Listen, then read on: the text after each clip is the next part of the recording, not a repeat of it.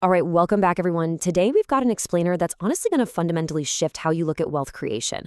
We are breaking down a total masterclass from entrepreneur Leila Hormozi, specifically zooming in on her raw, totally no-nonsense framework for building wealth from absolute zero. And what I absolutely love about this source material is how it just completely strips away all those glamorous Hollywood myths about getting rich, replacing them with gritty, actionable truths. We're going to walk through the 10 unconventional rules of money she used to build a massive enterprise and figure out exactly how you can apply those to your own journey. Let's get into it. So right off the bat, do you really need a super high IQ to get rich? I mean, society loves to push this narrative that billionaires are all Ivy League geniuses playing 4D chess, right? Well, Hormozi shares this brilliant story that completely shatters that myth. Back in 2016, she was really struggling to make money with her first business. She goes to this meetup event feeling totally out of place, basically feeling like the only broke person in the room. Then this guy gets up on stage. And by her own admission, he didn't seem, particularly brilliant. But then he casually mentions that he's been stuck, unable to break past $400,000 a month. Yeah, $400,000 a month. She literally walked right out of the room, called her dad, and said she was never working a traditional job again, because she knew for a fact she was smarter than that guy. And that story totally reframes our starting point for these 10 unconventional rules. You absolutely do not need superior intelligence to start making money from nothing. Actually, Hormozi argues that being extremely smart can sometimes be a massive disadvantage. Why? Because super smart people tend to overanalyze everything.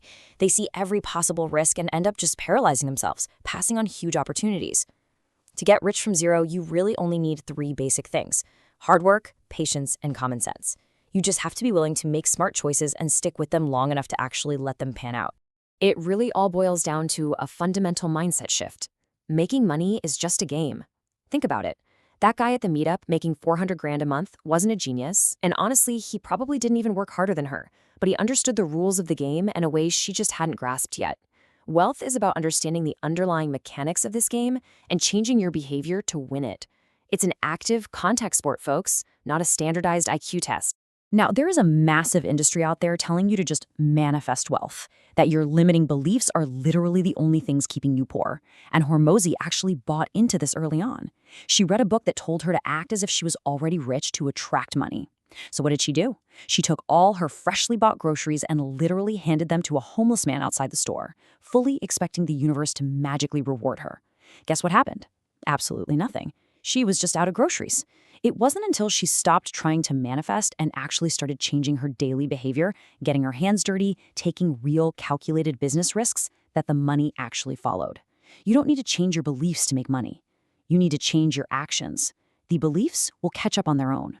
So I really want to ask you directly, are you willing to work hard? And maybe more importantly, can you wait?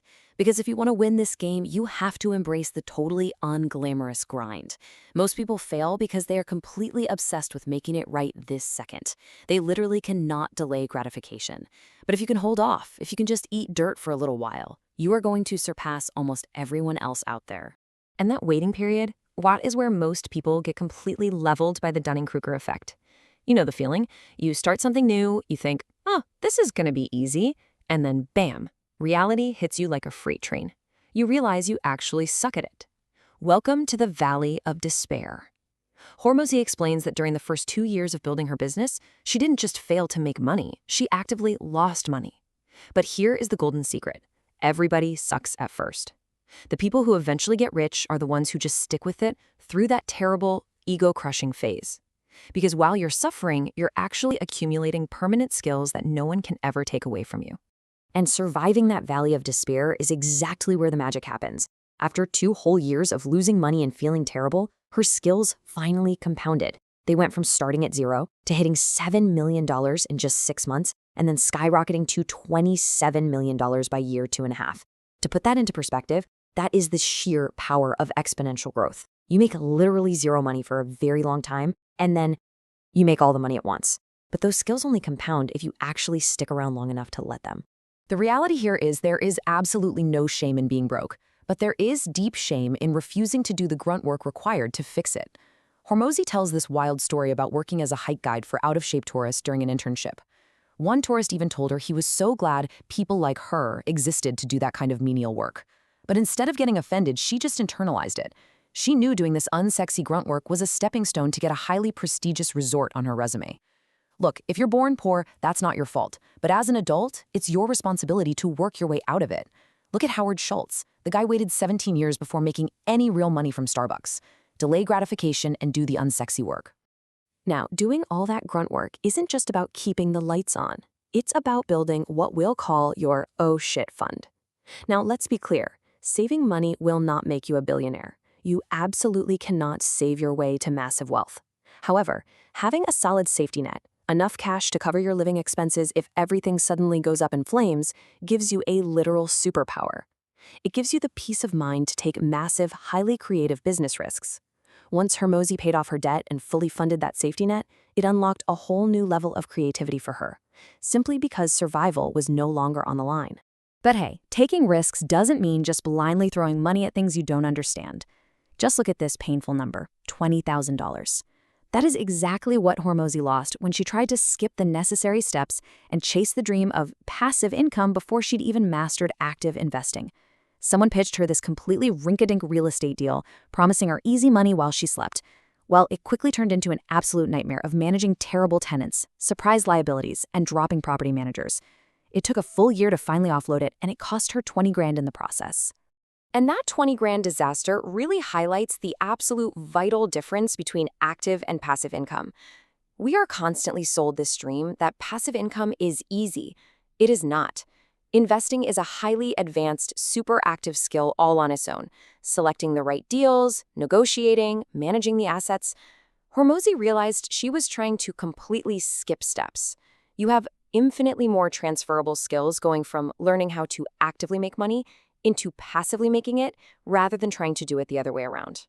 I mean, even Warren Buffett, literally the greatest investor of all time, agrees with this. You simply cannot have money work for you until you actually know how to work for money. You have to master those active skills first. Go out there, build the business, do the heavy reps, and only then should you start looking toward the passive rewards. And once you do master those active skills, this massive paradigm shift happens in how you actually attract clients. Think about it. When you're just good, you're always hustling, always chasing money. But when you are excellent, money chases you. When Hormozi was a struggling early career personal trainer, a mentor gave her some incredible advice. Just focus on being the absolute best and forget about everything else. So she competed in a fitness competition just to build undeniable proof of her skills. And suddenly she had way more clients than she could even handle. It makes sense, right? A standard YMCA trainer struggles to get by, but the elite trainer who gets Kim Kardashian into tip-top shape, they can literally name their price. Value creates unending demand. But as you start to attract that money, you really have to watch out for a massive mental trap. Ask yourself, why does counting other people's money actually make you poorer? Think about it. Does counting someone else's reps at the gym make your muscles bigger? Obviously not. So why do we obsess over what everybody else is earning? Focusing on someone else's pockets literally steals the time, the energy, and the attention you desperately need to fill your own. And falling into that trap literally cost Hormozi's company a $500 million opportunity. Yeah, you heard that right. Early on, her company had this amazing deal lined up that hit absolutely all their financial targets. But an executive she brought on started complaining that it wasn't fair because the other party was going to walk away with $500 million. Driven by that little bug of jealousy in her ear, they walked away from the deal. Over the next 4 years, she had to sit there and watch that company 10x in value and become an absolute juggernaut in the industry. It was a massive, massive mistake. Truly wealthy people don't care if the other guy makes an absolute fortune as long as the deal works for them. The grass is greener where you water it, folks, not where you sit around watching it. So, how do you actually avoid those traps and scale your value? Well, your income is directly tied to the difficulty of the problem you solve. Think about a personal trainer versus a drug like Ozempic. A personal trainer absolutely helps you lose weight, but it requires massive, painful effort from the client. Now look at Ozempic. It solves the exact same problem, weight loss, but it removes almost all the pain and effort for the user. That is massive scale.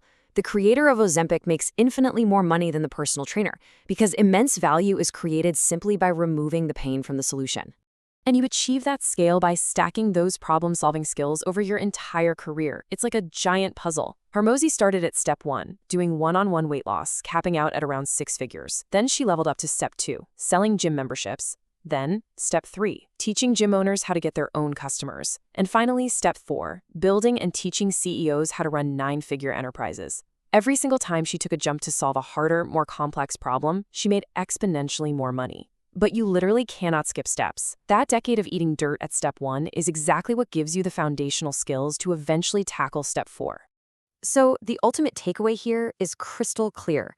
You have to find problems that others are either unable or completely unwilling to solve.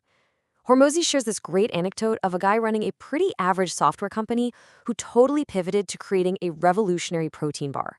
It had no whey, tasted incredible, didn't upset your stomach, and had crazy low calories. He basically solved a puzzle no one else in the market had figured out. The result? A massive, multi-9-figure payday. If you want to make more money, provide more value by solving harder problems. But here's the wild part.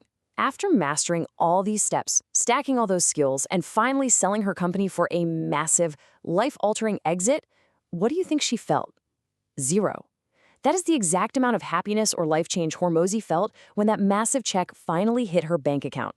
No crazy fireworks, no sudden magical sense of enlightenment. Honestly, it was just relief that a really painful process was finally over. And the realization that followed that anticlimax is super profound. If money is your only goal, you are never, ever going to have enough. Money is a terrible master, but it's an excellent servant. It's literally just a tool. It's exactly like a hammer. Having millions just sitting in a bank account changes absolutely nothing about who you actually are. The true joy she found wasn't in the cash itself, but in the entire process of becoming the kind of person capable of creating immense value in the world. Which leaves us right here with probably the most important question you can ask yourself today. What are you actually going to build with the money you make? How are you going to use that hammer to make your life and the lives of the people around you better? Don't make wealth your final finish line. Make it the stepping stone to fund your ultimate vision. Thanks so much for joining me on this explainer. Now get out there, go solve some incredibly hard problems and start building.